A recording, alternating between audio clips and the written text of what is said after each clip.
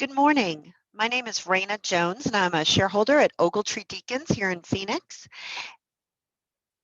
And today we're going to be talking about marijuana.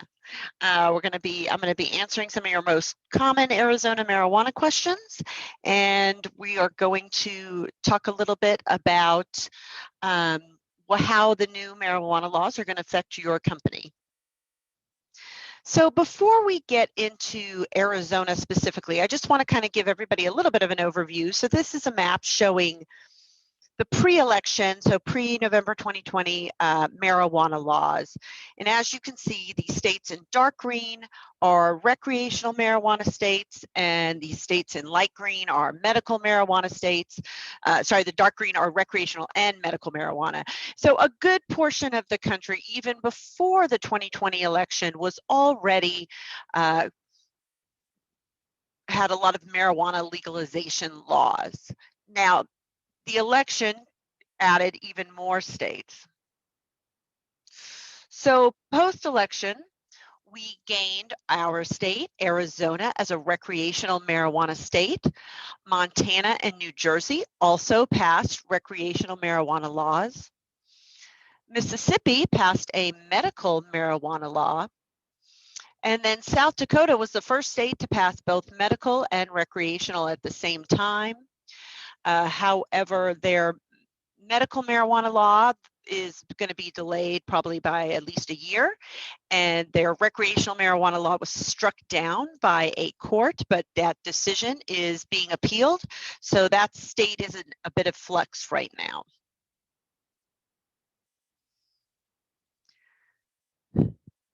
So post-election, there are 15 states plus the District of Columbia that have passed laws legalizing marijuana. And as you can see, we are one of those states. So this is just kind of a sampling of the states that currently have recreational marijuana laws. They also obviously have medical marijuana laws as well.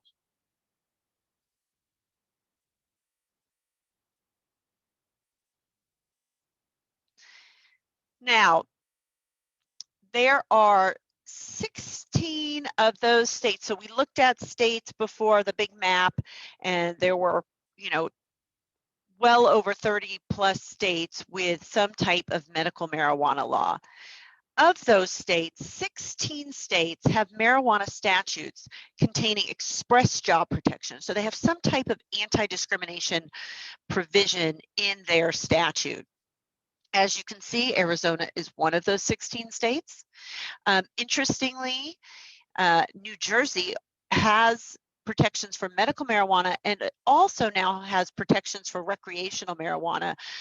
New Jersey's voters passed a recreational marijuana law in the November 2020 elections. In New Jersey, the legislature then passes laws to enact what the voters passed, and when they enacted the law, they added quite extensive recreational marijuana protections in New Jersey. So it's going to be really interesting to see what that state does. So if any of you have locations in New Jersey, that's going to be a little bit more of a challenge in that state. And as I mentioned, South Dakota also is a new statute with job protections, but it most likely won't go into effect until around July of 2022.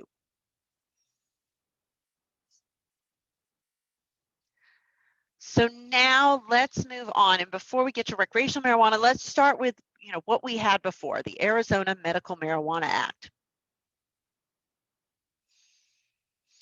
In 2010, Arizona voters passed Prop 203, the Arizona Marijuana Act, Medical Marijuana Act.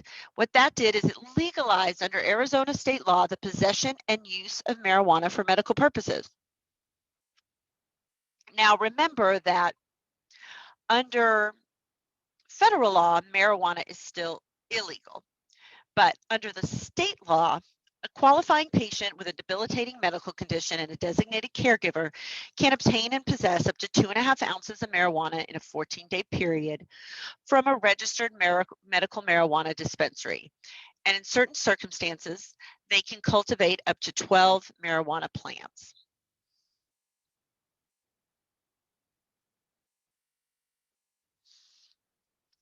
Arizona's statute is interesting because it does expressly provide that discrimination by employers is prohibited.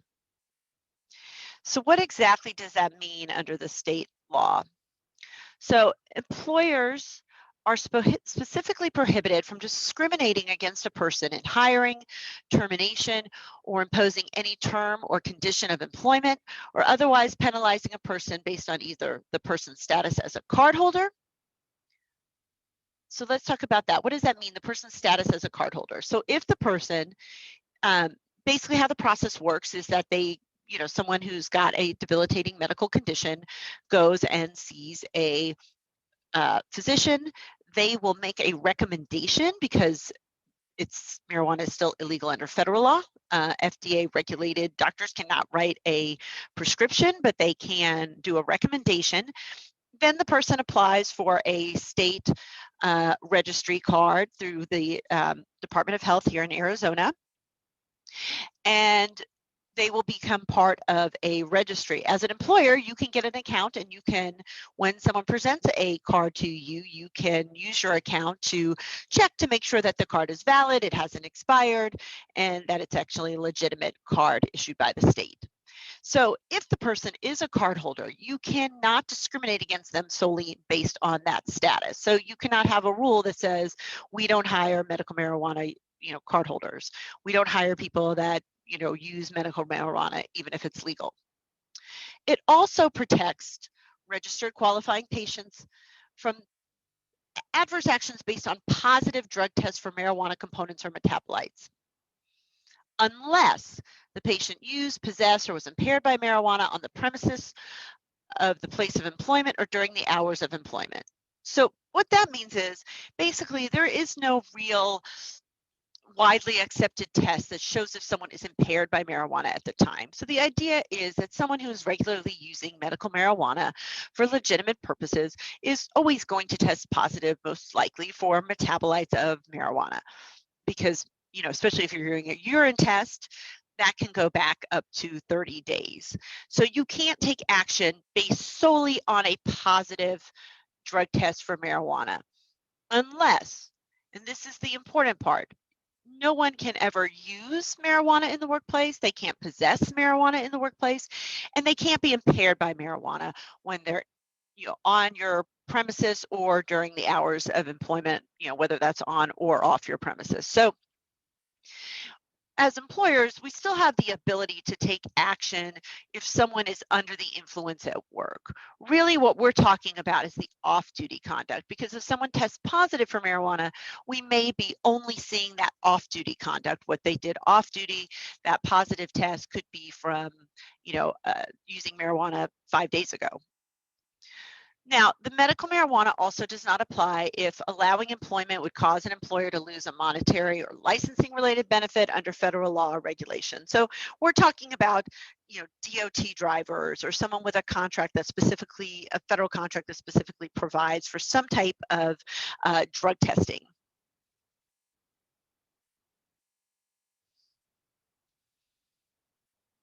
Now, after the Arizona Medical Marijuana Act passed, employers were very concerned how this was going to affect them. They were concerned how this was going to be applied. And the Chamber of Commerce and other employers groups lobbied the legislature to take action to kind of give employers some degree of certainty, to give employers a little bit of a cushion or kind of these safe harbors on what kind of actions they could still take after the Medical Marijuana Act passed. So in Arizona, we have a drug testing statute. It's an interesting statute because compliance is absolutely voluntary. There is no penalty for non-compliance. But if you comply, there are these safe harbors in the statute that provide protections from certain litigation claims.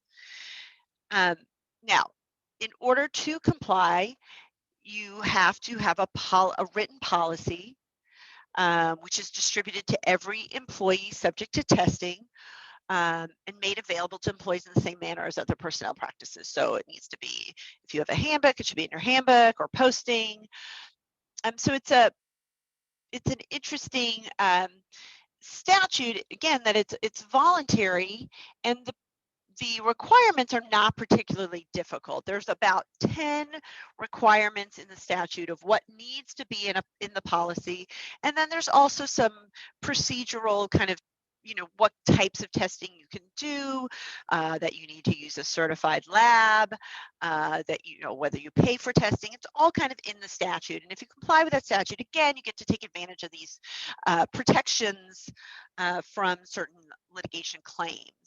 Now, the things that required in written policy, most of you probably already have in your policy. It's things like what actions you'll take based on someone violating your drug testing policy, the types of testing you do, the right of an employee to obtain a copy of their written test results upon request, the right to explain in a confidential setting their test results.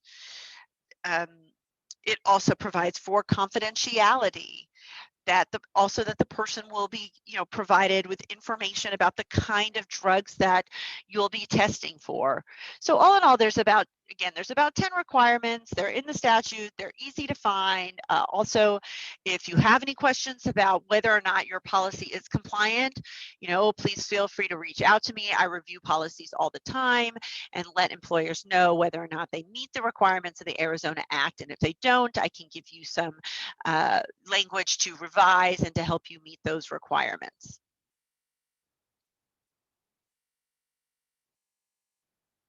So if you establish a policy and initiate a testing program in accordance with Arizona's drug testing statute, you're going to have immunity from certain lawsuits. So one is actions in good faith based on the results of a positive drug or alcohol test. So if you terminate someone because their test is positive, they can't come back and sue and claim wrongful termination. Claims against employers for false positive test results, unless you as an employer knew or clearly should have known that the result was an error or you ignored the true results. This next one is something that was added after the Arizona Medical Marijuana Act was passed. Action based on an employer's good faith belief that the employee used or possessed any drug or had an impairment while working on employer's premises or during the hours of employment. Now here, good faith is defined in the statute of what would constitute a good faith belief, and the statute also defines impairment. And so if you as an employer can point to, and this is why, maybe signs and symptoms that somebody was under the influence at work, and then you sent them for a drug test and they tested positive for marijuana, and even if they have a medical marijuana card, you can still take action based on that good faith belief that that person was impaired at work. So their medical marijuana card would not protect them from that. And then here's the one I think most employers who have employees in safety sensitive positions, so like in the restaurant industry, employees who are maybe back in the kitchen cooking, working with knives, working with equipment, actions to exclude employees from performing a safety sensitive position based on the employer's, again, that good faith belief that the employee is currently using a legal drug.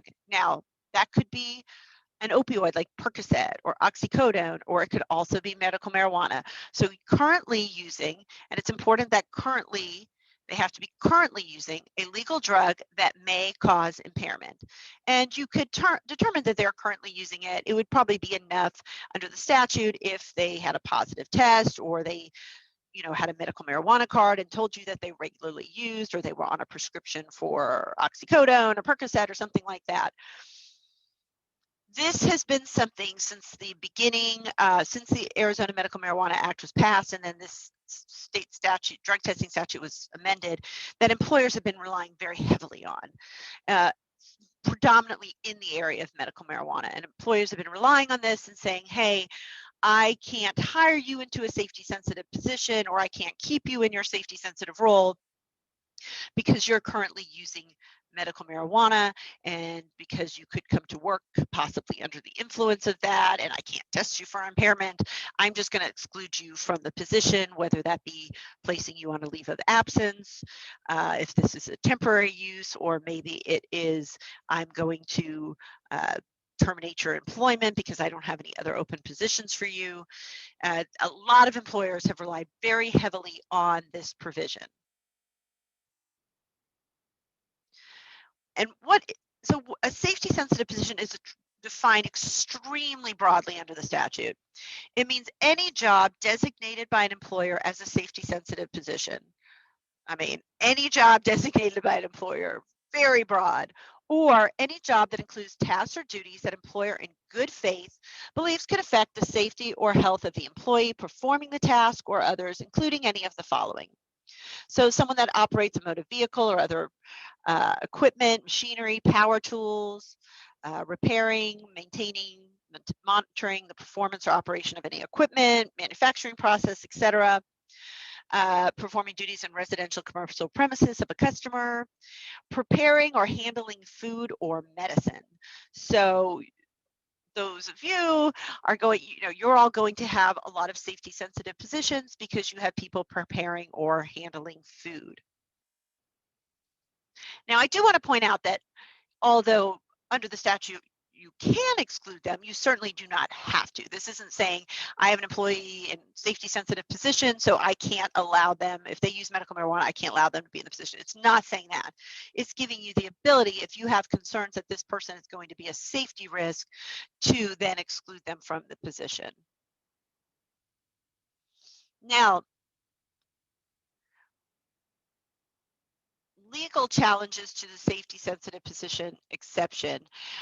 This is something that is relatively new. So we've had the safety sensitive exception for several years now.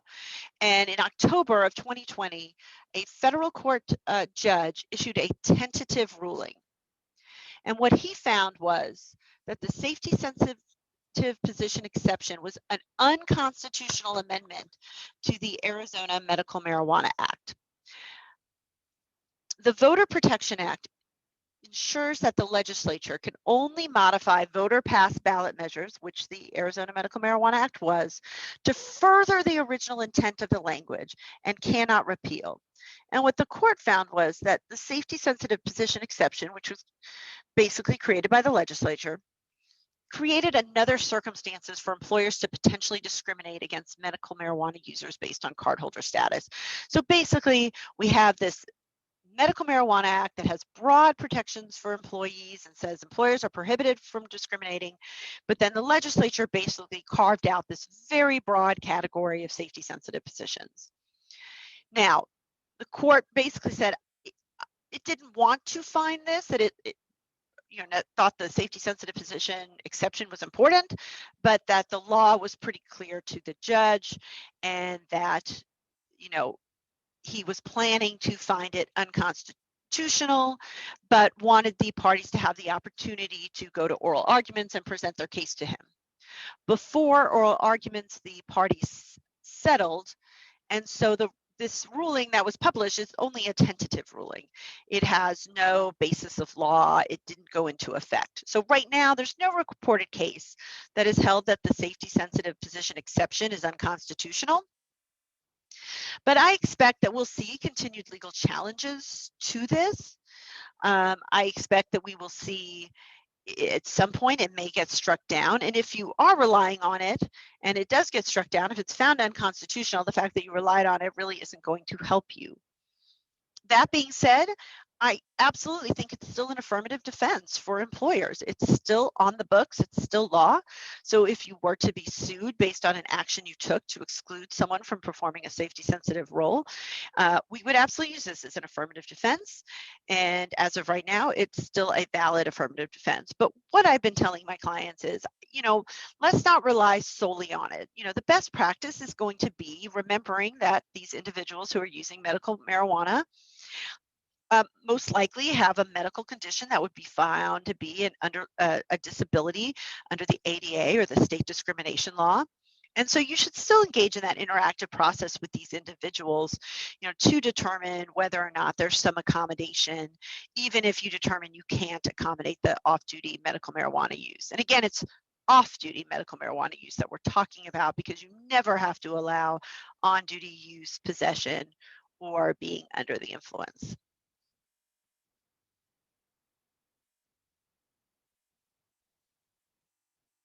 We also had a court case in Arizona in February 2019, an Arizona district court heard a case regarding a medical marijuana cardholder. She was a customer service supervisor for Walmart, and she was terminated following a positive drug test for marijuana. And the drug test was done. She had injured her wrist. I think some ice fell on her wrist when she was working with like an ice machine. She had a workers' comp injury, and as part of that, they took a drug test. There was never any signs of impairment from the individual. The first thing the court held was that the Arizona Medical Marijuana Act creates an implied private cause of action for medical marijuana users against their employers. Now, what does this mean? In the marijuana statute, there is no right of action. So there's no remedy built into the statute. There's nothing that says you can sue your employer and this is the damages you get. But what the court found, and what other courts across the country who have looked at this issue and similar statutes to ours found, is that why have this non-discrimination provision if employees can't enforce it? That it didn't make sense that that the voters would pass a statute that provided protection to medical marijuana users in employment and then not be able, that they can't take any redress, so we are not able to take any action. So the court held that there's an implied private cause of action. The court also granted summary judgment sua sponte for the employee. So basically the court on its own, the employee didn't ask for summary judgment, on its own found that the employer failed to show it had a good faith belief that the employee was impaired during working hours, right? The medical marijuana statute, as we talked about before, protects a medical marijuana user from an adverse action being taken against them solely for a positive test. Now, what Walmart tried to say was that the test results showed very high levels of marijuana, and that in of itself showed impairment. And what the court said to that was that if they were going to try to make that argument, one, they needed an expert. They needed some type of expert witness to show that, yes, there is a correlation between that amount of marijuana and impairment. And, they did not do that. And we probably would have a very difficult time doing that, because a urine test, like I talked about earlier, can show results about, could go back 30 days to someone who uses regularly. And so that level of marijuana metabolites in the plaintiff's system really couldn't have shown impairment. So what the drug test showed was recent use and not actual impairment. Now, the plaintiff's attorney really, took issue a lot with the urinalysis because it does look so far back. Something like a hair test could look even further back. Saliva testing does have a much more limited window, so it does show more recent use, but it still doesn't show impairment. Now, I think we are going to get a test of impairment sooner rather than later. There are quite a few companies touting that they have developed medical marijuana impairment tests. So there's one company here in Scottsdale, Arizona called Xerex. They have a test that looks at eye movement. They're a spinoff from ASU. They can test eye movement with a pretty simple scan using a laptop, and I think in the future a cell phone, and be able to say this person, the readings we're getting show impairment, and then using that as a screening tool in order to then send the person maybe for a drug test at a laboratory. Similarly, we have a client, not my client, but a client of another attorney at Ogeltree out in California called Hound Labs. They have a breathalyzer that can show very recent use. It's similar to one that you would use for alcohol. They were featured on the Today Show. It was really interesting. They're being field tested with police. And so, and they're not the only two companies. There's quite a few others in the market right now. As of right now, none of these are kind of generally widely accepted, but I think that's coming, and it's going to make it a lot easier, I think, for employers like we have for alcohol, that if we do a drug test, we're going to actually be able to test that person to see if they're impaired versus just knowing that they recently used it, which makes it really tough when it's medical marijuana and it's protected. But again, important to stress that impairment is never protected. You as employers can always discipline an employee if you have a good faith belief that your employee was impaired during working hours or while on company property. But again, the important piece is the focus on impairment and not solely on the positive drug test for marijuana metabolites. So that reasonable suspicion testing is really going to be your kind of best way to combat, people marijuana use. And so we'll talk a little bit more about that in a minute. But it's really important that your managers and supervisors get some training on how to spot, impairment, to know what to look for, and to know what to do when they see it. And we will talk a little bit more about that. But as of right now, like I said, there's no universally accepted test for marijuana impairment, but hopefully we will get something in the next couple of years. So now let's talk about the latest and greatest here in Arizona, recreational marijuana.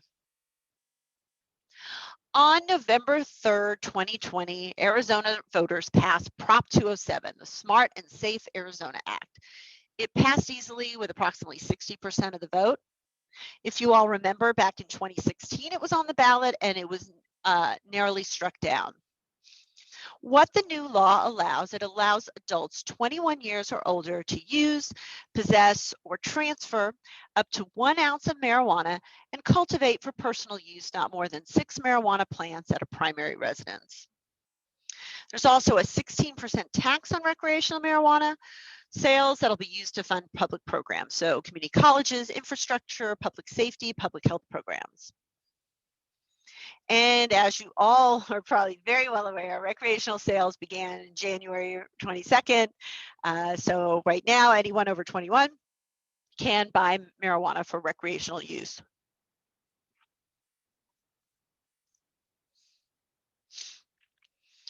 Now, the Smart and Safe Arizona Act does have provisions that directly talk about employers and employees in the Act. Section 36-2851 states the proposition does not restrict the rights of employers to maintain a drug and alcohol-free workplace or affect the ability of employers to have workplace policies restricting use of marijuana by employees or prospective employees. Now notice that last piece does not say in the workplace. I think it is very broad. And to me, this means that you as employers still can enforce your drug-free workplace policies exactly as you did before this act passed. So if you took a hard stance against marijuana before this law, you can continue to do so. So you can still restrict employees' use of marijuana, even off-duty. Section 36-2851(2) says that the Act does not require an employer to allow or accommodate the use, consumption, possession, transfer, display, transportation, sale, or cultivation of marijuana in a place of employment. So here, you do not have to accommodate anyone's use on your premises, the possession, just like with the medical marijuana law. And then last, section 36-2851(6) states that Prop 207 does not prohibit employers from prohibiting or regulating conduct otherwise allowed by this chapter when such conduct occurs on or in their properties. So even though individuals are now allowed to possess certain amounts of marijuana, you can still prohibit that on your property. Their use, again, use, possession, very similar to the last section. So what does this all mean for Arizona employers? You can still enforce your drug-free workplace policies with respect to recreational marijuana. So you can still take a zero tolerance policy, subject to obviously what we already talked about with the Arizona Medical Marijuana Act. There's still protection there. You can still drug test for marijuana and other illegal drugs. But I think what's most important here is that I really stress that employers need to decide their position on marijuana. How are you going to treat marijuana? Are you going to treat it more like alcohol? If so, do you need to be even doing pre-employment drug testing for marijuana? Maybe not. Would you want that information if you're not going to take action based on it? Probably not. There's really no reason for you to have it if you're not going to do anything about it. Most likely, unless you're being very, liberal with the recreational use, you may treat medical and recreational differently, right? The medical use, if someone is a card holder, is protected by statute. So while you may have some abilities to regulate the medical use and safety sensitive positions for non-safety sensitive, you can really only regulate that use on your property or during working hours. So use, possession, being under the influence. Recreational use, like I said, you've got a lot of flexibility. You can take the stance that, hey, what my employees do on their own time is up to them. I'm going to treat it like alcohol. If you want to smoke pot on Saturday night and you work Sunday morning, make sure you come to work fit for duty and that you're not feeling the effects of marijuana in any way. So the focus for a lot of employers now after the recreational marijuana law, even though it didn't change anything, the focus has really shifted to intoxication, knowing what, really focusing on whether or not people are fit for duty and not affected by marijuana versus what they do on their off-duty time. And that's something you really have to think about. I work with employers all over the country. I'm the co-chair of Ogletree's drug testing practice group nationally. And so I deal with these issues in a lot of other states that passed recreational marijuana several years ago. I recently had an employer in Washington State reach out to me and say, hey, we are having so much trouble in our industry. We have high turnover. We're having trouble hiring and retaining good people. We want to make it known. What do you think about us advertising that we don't test for don't test for marijuana at all? And we decided against that after much discussion, but they definitely took it out of their panel. They either stopped pre-employment testing altogether, or they took marijuana out of the pre-employment panel. But they are still continuing to test for reasonable suspicion and post-accident. They're just not looking at it in those situations of, pre-employment where that's really just looking at off-duty use. It's only testing for whether someone recently used it. And then safety sensitive positions versus non-safety sensitive positions. I work with a lot of retailers. Most of my big national retailers have really stopped pre-employment testing altogether for the retail stores, but a lot of them continue to do testing for their distribution centers where they have people driving forklifts, and there's more safety sensitive positions. And so, you can kind of make that distinction between how you want to treat safety sensitive positions and non-safety sensitive. Hey, we're only going to pre-employment drug test or test for marijuana for safety sensitive positions. And then if the person tests positive for recreational, maybe we're not going to allow that. We're going to revoke the offer. We can do that.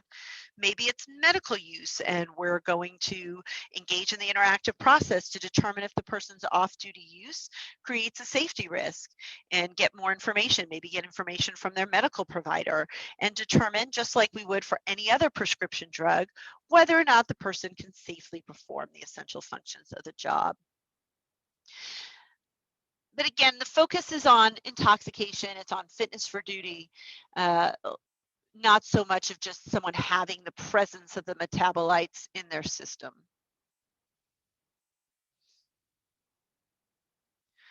So what are the best practices for you as an employer? First, review your substance abuse and disability policies.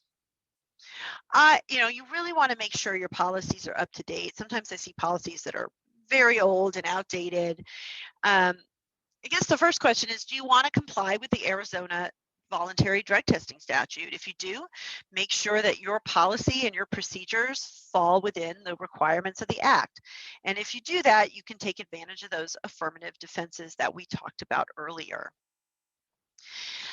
Regardless of whether you choose to comply with that statute or not, I think it's important in Arizona, where obviously marijuana use is now very widespread, to address marijuana use head on, to make it clear what your company's policy is. So If you are still going to treat marijuana as an illegal drug and you're going to say, hey, marijuana is illegal under federal law, and unless state law requires otherwise, like in the case of medical marijuana, we are still going to prohibit it. That's fine. You can do that. But be clear to your employees. You don't want to lose good employees because they didn't know that their off-duty use was prohibited. So if you know, are going to drug test someone, maybe you're doing a random test or you do some type of post-accident test and there's no evidence of impairment, but if you're going to take an adverse action, you just want your employees to understand what is allowed.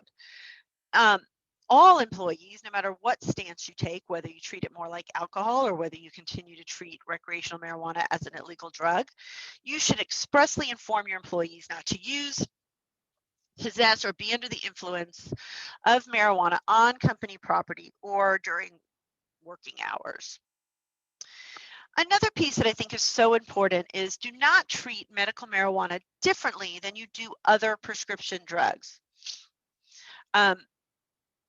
I was involved in a lawsuit about a year and a half ago, maybe a year ago, where the client was sued, and one of the arguments was, and it was a safety sensitive position, and so the defendant argued that it was safety sensitive position and we had the right to exclude, and the plaintiff, of course, was arguing that the safety sensitive position was unconstitutional.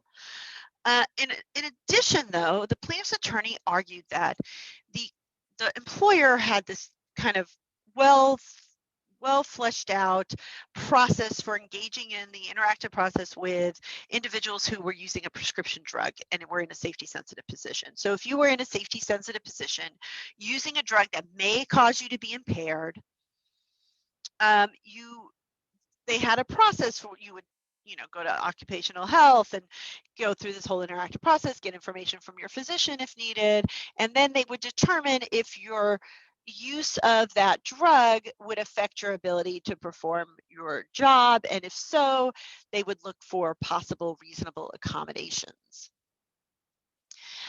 But they also had language in the policy that said, tracked almost verbatim the safety sensitive language in the drug testing statute, which says that if the employer has a good faith belief that the person is currently using a legal drug, and in this case they specifically spelled out medical marijuana, that they may exclude that person from the job.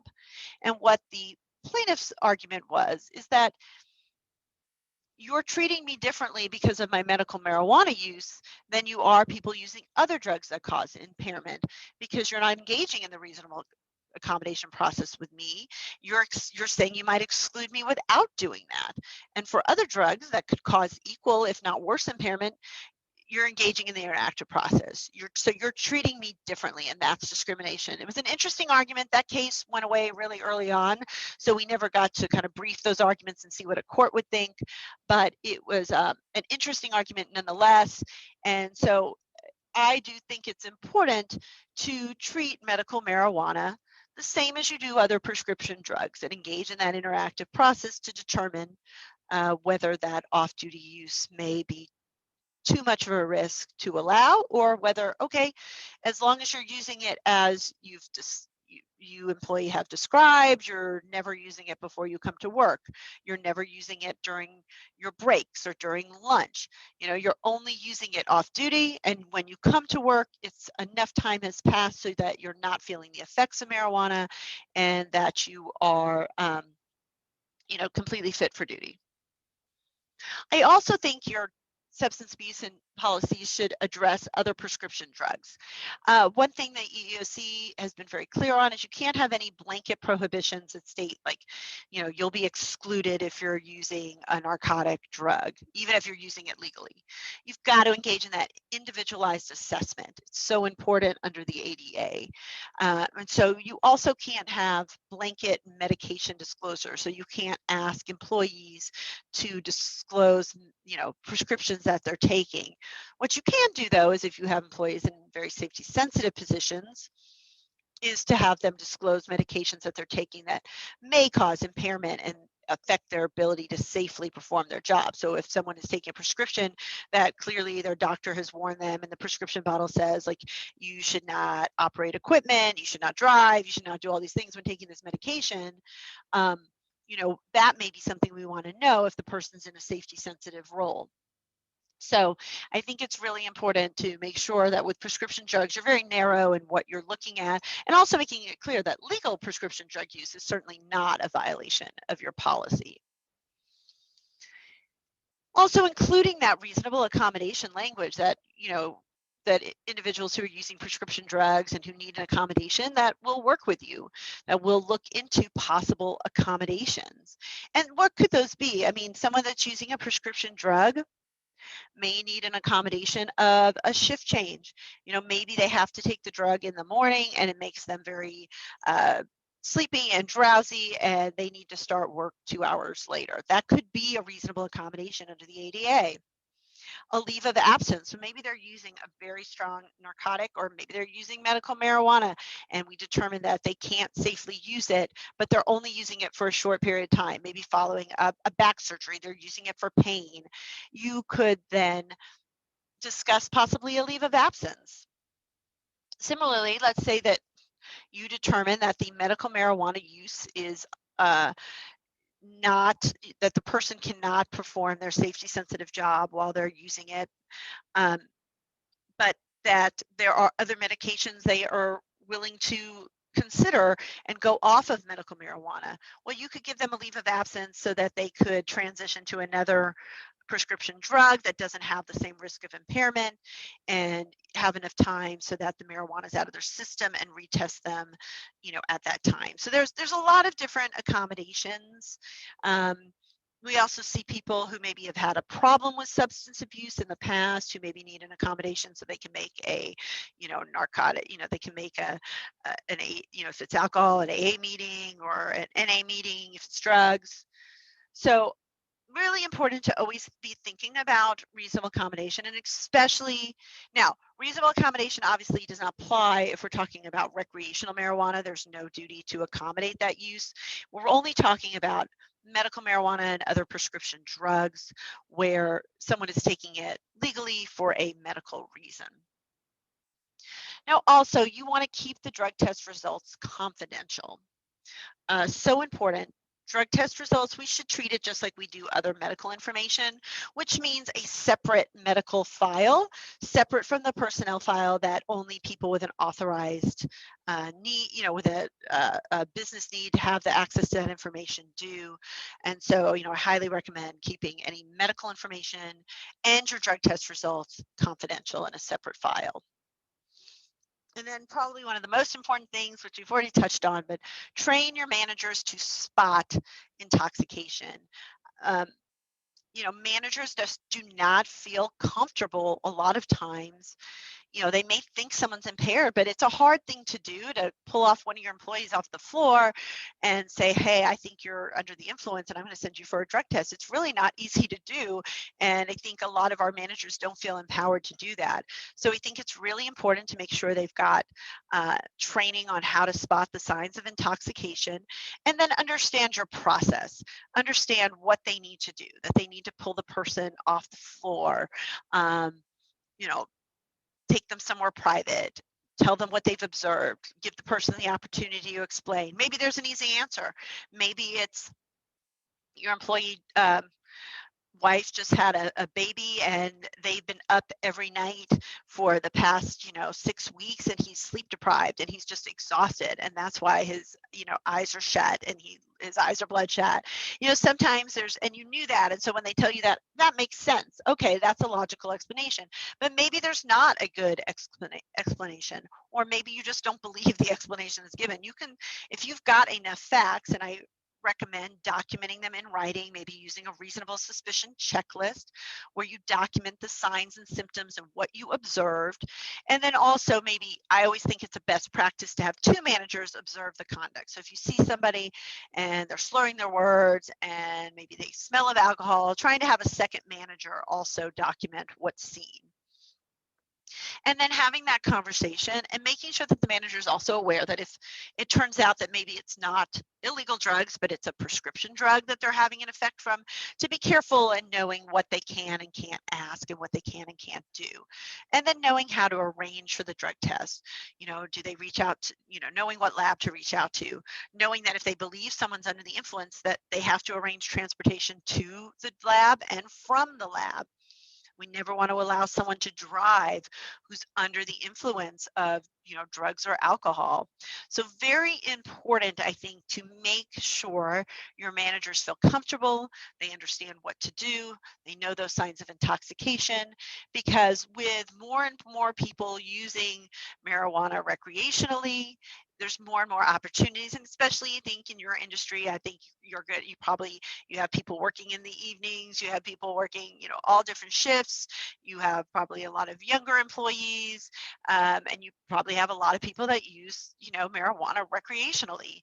And so even if you're fine with what they do on their own time and you're treating it like alcohol, just being able to spot intoxication and know when someone's under the influence and should not be working, and maybe should be sent for a drug test or sent home or whatever you choose to do.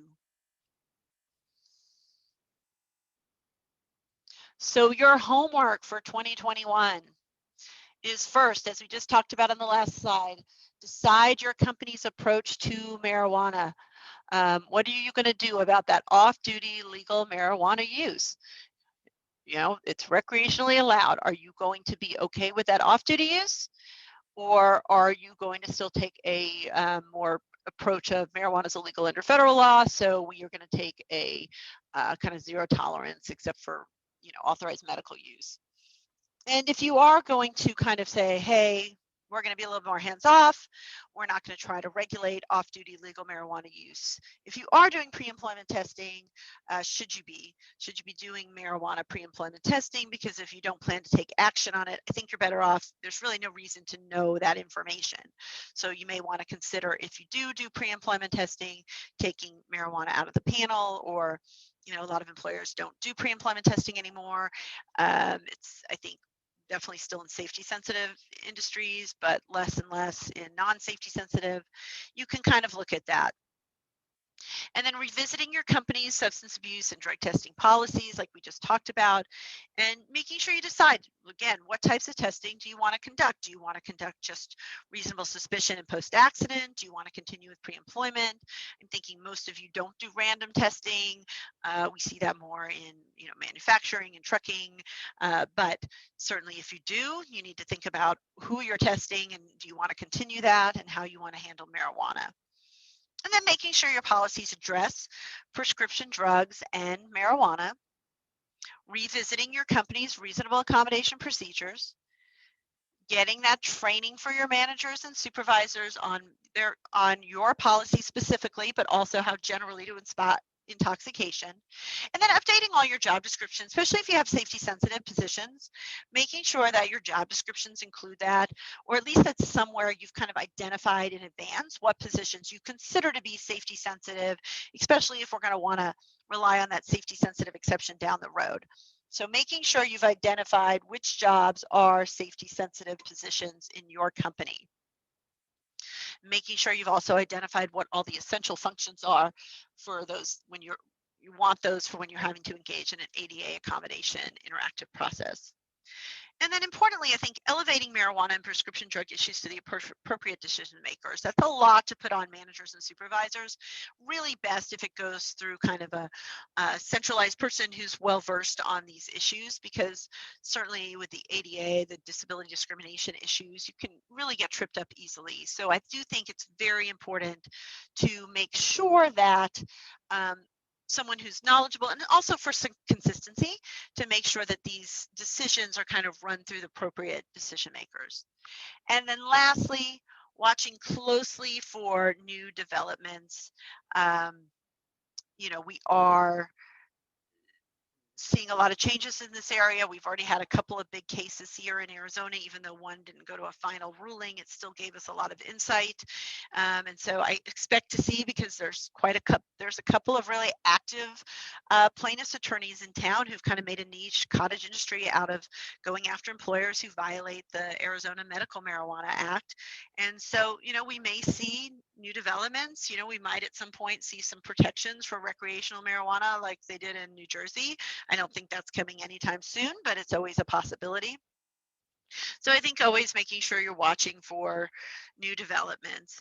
And I think importantly, just remember, with the medical marijuana too, I mean, recreational, again, you have a lot of flexibility to continue doing just what you've been doing. With medical, really it's up to the employee to come to you and say, like, or applicant, if you do pre-employment marijuana testing, they have to produce that marijuana card. Don't go, you don't need to go looking, you don't need to go asking your employees, are you using marijuana medically? It's still a health, a medical inquiry, which, you have to be really cautious of and have a business need to do. So, just basically assume it's recreational until you know otherwise, and then, go through your medical marijuana accommodation process when you do learn of that medical marijuana cardholder status. So that's all I have for today. But again, feel free to reach out to me if you have any questions. My email and my phone number are right here. And I'm with Ogeltree Deakins. Happy to answer any questions. I talk about marijuana pretty much every day of the business week, and I love doing it. And thank you so much for the opportunity to present today. It was a pleasure. Thank you.